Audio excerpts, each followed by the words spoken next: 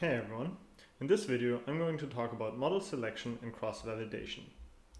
So in the last semester when we introduced linear regression, we also introduced R-square as a basic measure of model fit. Okay, and if you remember, we kind of interpreted R-square as the proportion of variance in our outcome measure that is explained by our model. And we could use that to compare it between models and evaluate whether one model fits the data better than the other.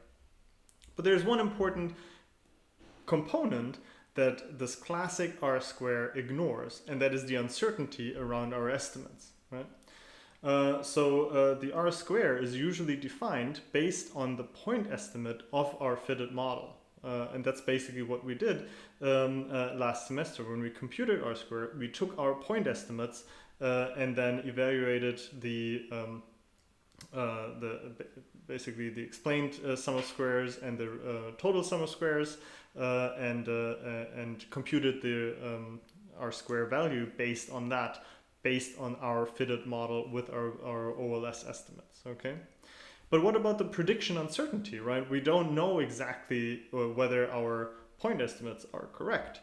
And so luckily here, kind of Bayesian inference really directly allows us to kind of propagate the uncertainty around our estimates into summary measures like the R-square. And this is kind of where this idea of the Bayesian R-square is coming from.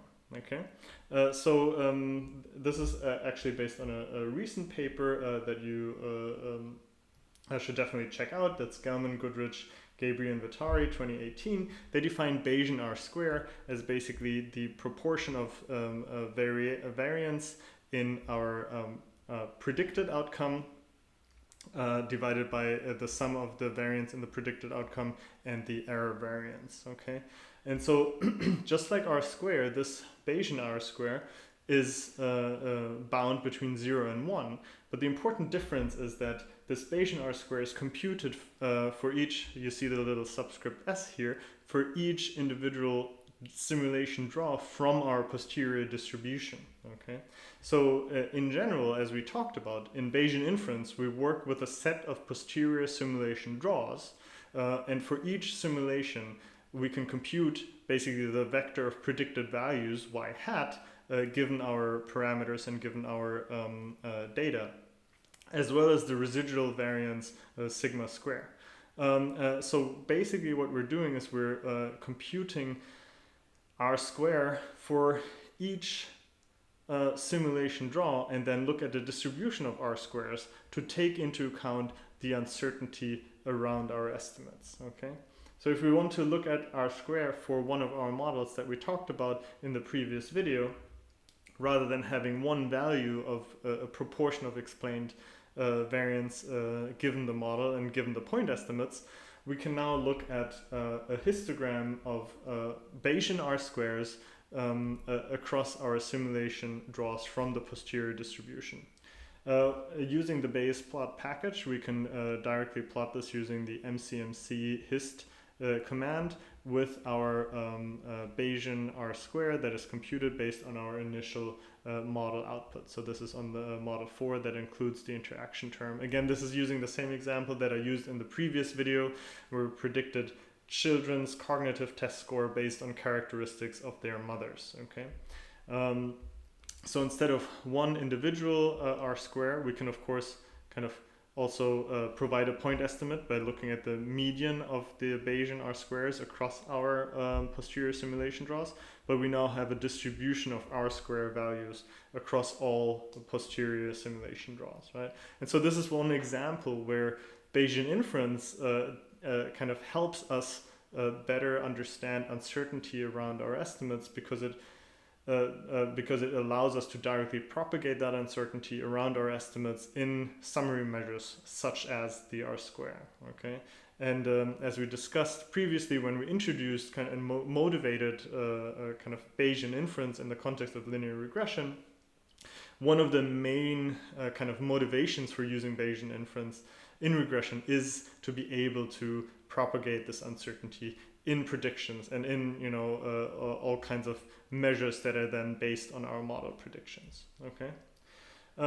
So why does it help us to propagate this uncertainty?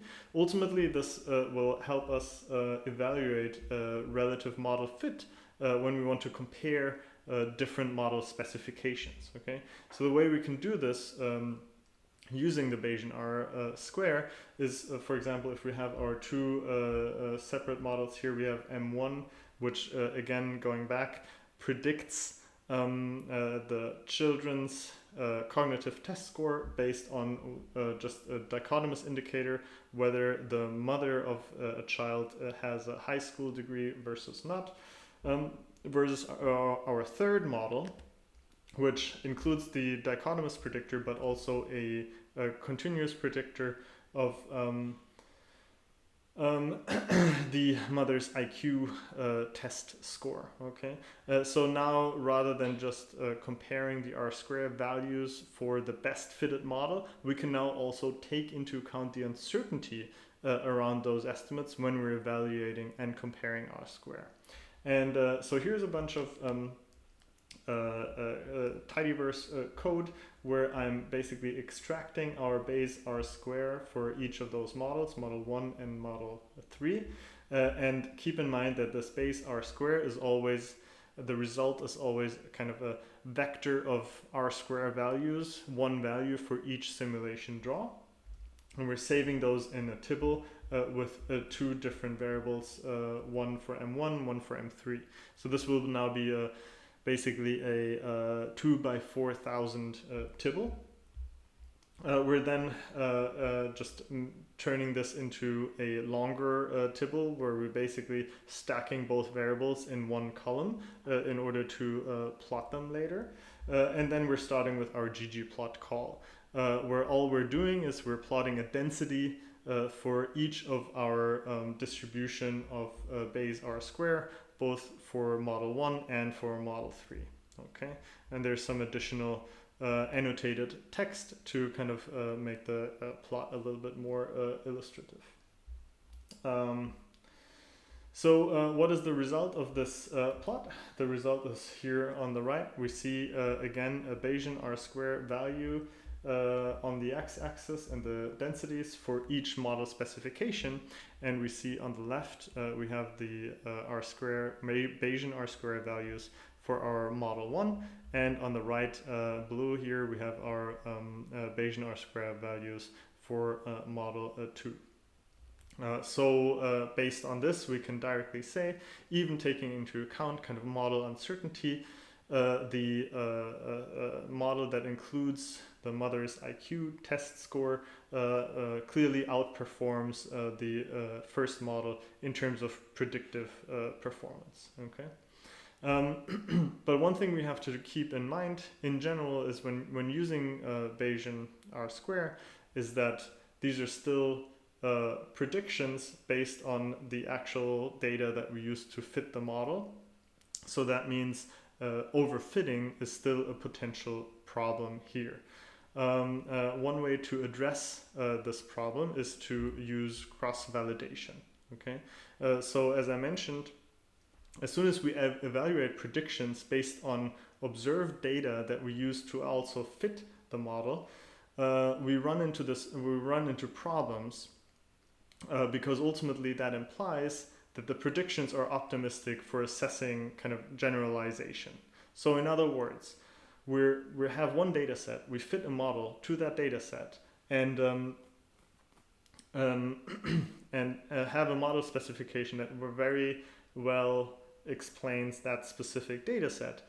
If we're overfitting, that means that if we're having a new data set, then all of a sudden our predictions perform worse, right? So there's a trade-off between kind of a general model that fits not only your specific data set, but fits a more general family of data sets as well. Okay. So in principle, in order to kind of solve this problem of overfitting, in other words, to solve this issue of fitting a model that only explains kind of the peculiarity or like the unique aspects of your one data set that you have, ideally we would like to evaluate our predictions based on new data that we collected, right? We collect some data, we fit our model, and then we evaluate the model based on predictions for a new data set that we haven't observed yet when we actually fit the model, right? Unfortunately, in many cases, in many applications, that's not possible. We can't wait for new data. We can't just collect a new survey in order to evaluate the model fit for our first survey that we collected, right? So what do we do if we don't have additional new data or if we don't have additional new data available? And this is where cross-validation comes in. The basic idea behind cross-validation is to use only part of the data to fit the model and then use the rest of the data, which is sometimes called the holdout set, to evaluate the predictions, right?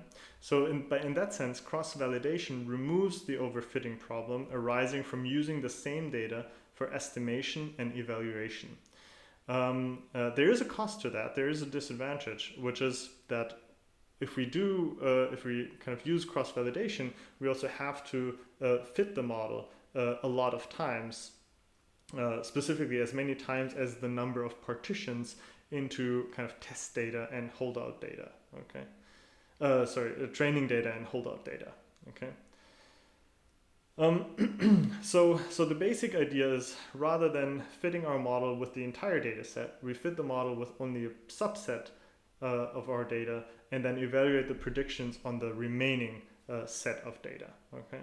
Now the next kind of natural question to ask is, how should we split up the data, right? And of course there are different types of partitions and different strategies we can use depending on the modeling task, okay? And one technique that is used, one kind of type of cross-validation is called leave one out cross-validation, okay? The idea here is to hold out just one individual observation and fit the model n times, once for each held out data point, right? So you have a data set of size n with n observations, and basically what you do is you take one observation, you leave it out of the data set, you fit the model, and then you see how well you predict the one observation that was not included in your initial model fit, right? And then you don't do this just with one observation, but essentially you kind of iterate through the data set, and every individual observation is held out once. The model is fit on the remaining data set, and you look at the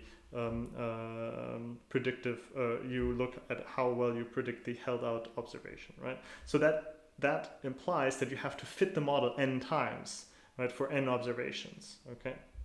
N observations that are held out, and the data set that you use to fit has n minus 1 observations, okay? Obviously, this is a lot of work, a lot of computational work, because we have to fit the model a lot of times, and kind of this naive implementation of leave one out cross-validation can therefore be very time consuming, even with moderate sample sizes, okay? Luckily for us, there's a solution which is provided in the Loo package, Loo for leave one out, in R. And that package basically uses computational shortcuts to approximate this leave one out evaluation, right? So rather than actually going through the process of fitting the model n times with each observation left out once, we can kind of approximate this leave one out evaluation using computational shortcuts, only fitting the model once, but still taking into account the underlying posterior uncertainty in the model fit, okay? We won't go through the details of how exactly that works, but we'll use the package and we'll use kind of the implementation, okay? The problem with this leave one out cross-validation and this computational shortcut to approximate this evaluation is that sometimes, depending on the problem, it can be unstable, right? And so if computationally unstable, so it doesn't always work. If it doesn't work, one thing you can do is you can use k-fold cross-validation instead. The idea behind k-fold cross-validation is rather than just leaving out one observation and fitting the model n times, you randomly partition the data into k subsets and and the fit of each subset is evaluated based on the model fit to the rest of the data. Okay, so that means rather than fitting the model n times, you now have to fit the model only k times, because you're basically leaving out a chunk, a proportion of the data rather than one observation. It could be 1/10 of the observations, and then you only have to fit the model 10 times with each chunk randomly left out. Okay, the underlying logic is still the same. We're fitting the model multiple times with parts of the observations held out, and then evaluate the model based on the predictive performance on that held out set. Okay.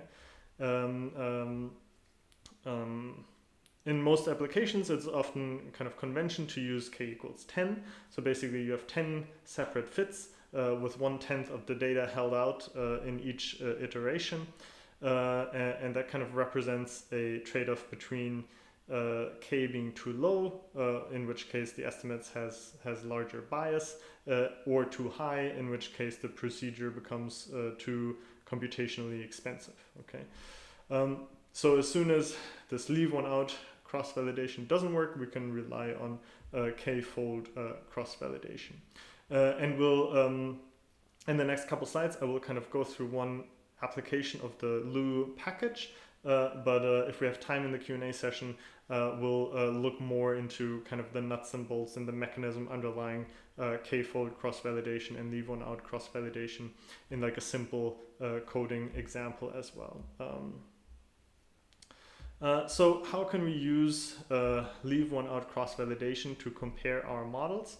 Luckily from a R coding perspective, this is fairly simple using the LU package. All we have to do is we take our fitted model M1 and we use the LU command for leave one out, and then look at the result of that cross-validation command. Okay, there are a couple of pieces of information that you should look at. The most important kind of measure is the ELPD. The ELPD is the expected log predictive density, right? And so this is basically a summary measure that applies, that is kind of that quantifies model fit, but is more general than R square, right? So it fits, it basically applies to probability models more generally. It's not only, it doesn't only work for, linear regression like R square, but works for, logistic regression or any type of generalized linear model as well, okay? So the underlying idea here is that it basically measures the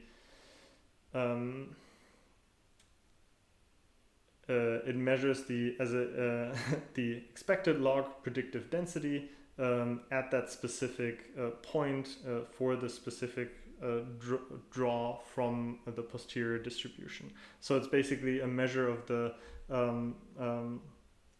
density at a specific point, okay, for that specific draw from the posterior distribution. And the larger this density is, that means the better the fit ultimately, okay.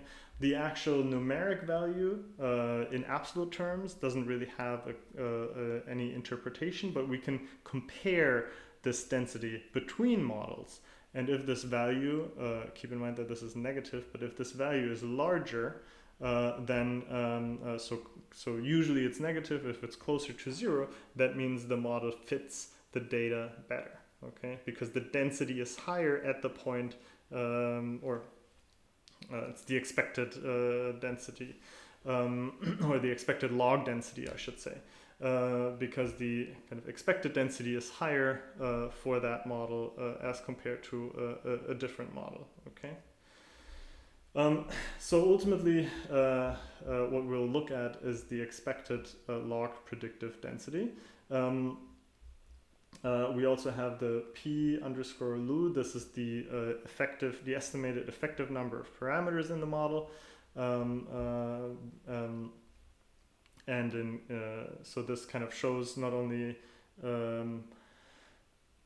how many parameters there are included in the model, but how kind of informative those parameters are essentially. We also have LU-IC, so that's the Lu information criterion, which is basically just 2 times or minus 2 times this expected log predictive density, which is computed and included because we can compare it to the deviance, which is a common measure for model comparison. Okay. There's some additional information. Here we have the Monte Carlo standard error for the expected log predictive density. This should approach 0 if we have enough simulation draw, so there's not that much to worry about here. Another point here is this information that says all Pareto K estimates are good. This is related to this approximation and the extent to which this approximation is stable. You'll see a warning message here if this leave one out approximation doesn't work, and then you'll have to use k-fold cross-validation. So there's a lot of kind of technical terms here for you just to keep in mind is that this expected log predictive density is a measure of the model fit. The larger this value is, so the closer to 0, the better the model fit, and it's kind of related to kind of the average density for that specific model, and if that expected density or log density is larger than in another model, then that model fits the data ultimately better. Okay. All right. So if we take our first model and we compare this to our third model, we see that this value here, the expected log predictive density, is larger in model 3, so model 3 fits the data better. Okay. Oftentimes, of course, this is just a numerical difference between 2 expected log predictive densities. Oftentimes we want to evaluate whether that is also whether that difference in expected log predictive densities is kind of different from noise, or can be just attributed to potential noise. And so in order to do that, we can use the lu_compare command, and that gives us a standard error for the difference in our leave one out model evaluation. Okay. Lastly, after kind of giving a very quick overview of leave one out cross-validation, we'll talk more about that in the Q&A session, and probably in upcoming weeks in more applied examples as well. There are a couple of concerns about model selection in general, right? So the techniques that I showed you in this video kind of allow you to kind of compare different candidate models and use, for example, cross-validation or Bayesian R to compare their predictive performance and ultimately choose the model that has the best predictive performance. The problem is, though, that it does not always make sense to choose the model that optimizes estimated predictive performance, right? And there are a couple of reasons why that is the case. The first reason is that if the goal is only prediction on data, similar to what was observed, it can actually be better to average across models rather than choose just one, right? There's nothing that forces you to just use one model for prediction. You can easily kind of combine predictions from multiple models and have and base your predictions on that combination, basically. If the model is prediction on a new set of data, We should also take into account that we have to reweight the predictive errors accordingly to account for differences between the sample and population. So, for example, using post-stratification, right? Even if we use cross-validation and, for example, leave one out cross-validation, this does not necessarily account for differences between the data that you're using and the population that you want to generalize to, right? So in cases like that, we have to use techniques like post-stratification in order to map the sample to the broader population. And then thirdly, rather than choosing among or averaging over an existing set of models, a better choice can be to perform continuous model expansion, for example, constructing a larger model that encompasses the earlier models as special cases, right? So building a bigger model that contains the competing models as special cases, for example. And lastly, and this is something that kind of brings us back to the initial point from the previous video, in causal inference, the predictive performance is not the only concern. It's not the first concern at all, right? In causal inference, it becomes very difficult to interpret regression coefficients when intermediate outcomes or post-treatment variables are included in the model, right? So it is not recommended to include post-treatment variables in such models, even when they increase predictive power, right? And one of the additional readings that I linked on Canvas kind of addresses this issue of controlling for post-treatment variables and why we shouldn't control for post-treatment variables if the goal is causal inference. Okay. All right. So much about cross-validation. In the next video, I'm going to talk about model specification errors or model misspecification.